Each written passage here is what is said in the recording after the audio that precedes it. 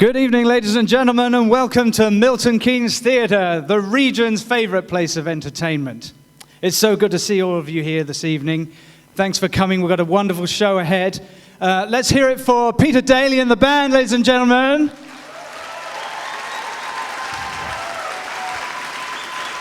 But now, without any further ado, the star of our show, the fabulous, the incomparable, Glorious Jones.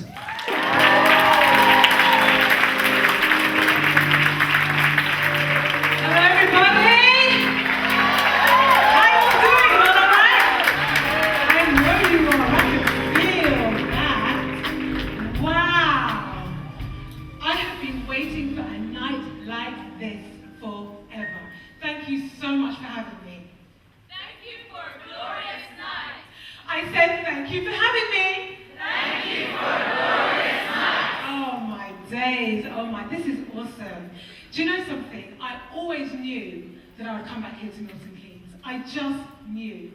I mean, obviously, you know, I've come to the end of my tour, and I had the experience of visiting some of the most beautiful places in the world, from the Royal Albert Hall, all the way to the beautiful Sydney Opera House in Australia.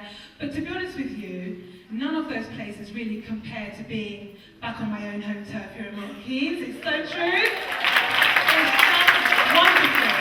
Really, really great feeling. So, tonight we're friends, right? Yes. I said tonight we're friends, right? Yes. Good. So, let's call tonight a sharing. How's that? We'll call it sharing? Okay, let me see who we've got here. Can we have some house lights up so I can see these beautiful people? I can't see anybody. Who have we got? This couple here. Young lady, what's your name? Joyce. Beautiful. You've got a pretty smile. Everything's going to be well with you. Is this your gentleman? He's your friend? Is he more than a friend? He looks like more than a friend. Listen, everything is going to be well with you guys, okay? Everything is going to be just fine. You guys look so beautiful. Hi. I love that dress. You're going to have to come and see me after that, yeah? Who have we got in the stage audience? Hi, guys. You all right? Oh, you look beautiful. Loving your shoes. Oh. Well. Oh, hang on a minute. That was the ladies I was looking at. Any men in the house?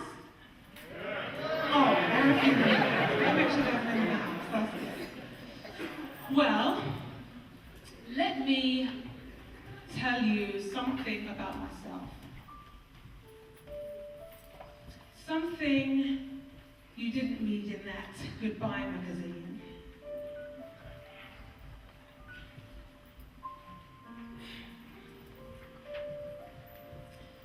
Have you ever felt the pain around you? You ever walked into a room full of people and somehow sensed the pain of those with hurt? Or even had the urge to delve into their souls and somehow make them feel better? Have you? Well, that is me. That is how I always feel. I have always felt like this for as long as I can remember. It is not necessarily a good thing.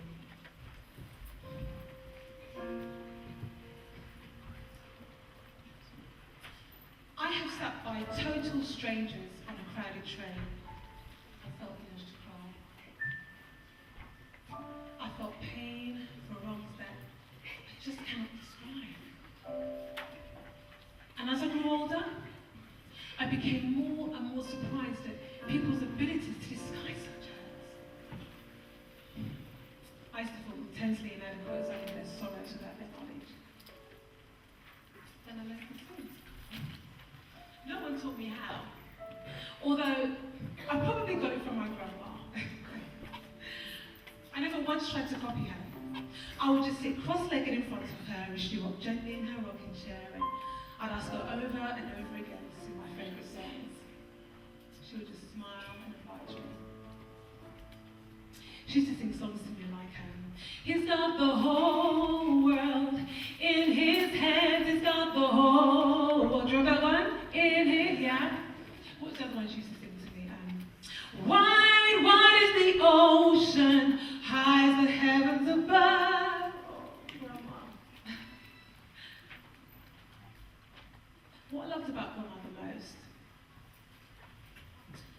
was that I never felt sorrow in her presence. I began to notice as I grew older that Grandma wasn't doing too well. I remember I was about 11. Well, actually, we were sitting on the dining table. Me, my grandma, my dad, and my mum. For the past few months, I thought that there was something wrong with my mama. I began to get very worried. I asked her, Grandma, what's wrong with you? My mum was horrified. My dad just looked into his bowl. Oh, do not fret, Elsie, said my grandmother. She's old enough to know. As my parents were clearing up the dining table, Grandma told me what cancer was and what it was doing to her. I was very scared. So you're gonna die, Grandma. Oh, but I know you're not scared. If you were, I would feel it. I know you was glorious, she said to me in a lovely, soft voice.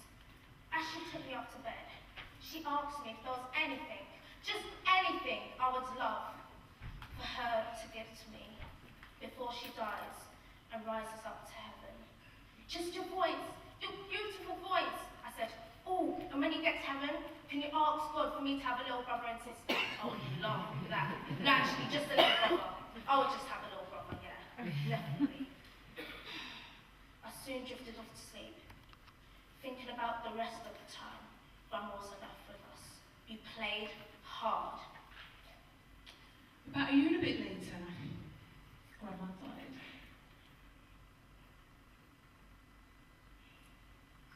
I don't remember crying much, but I was sad though, and I knew I was going to miss her.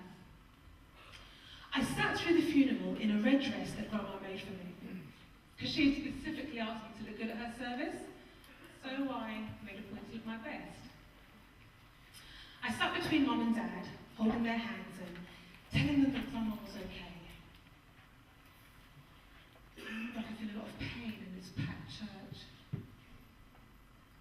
I remember the pastor, how he said how the world was poorer without her beautiful, healing voice. She was like a mother, a sister, and a friend to everyone. God certainly didn't need so many angels when she got there. I don't know what made me do this, to the horror of my mum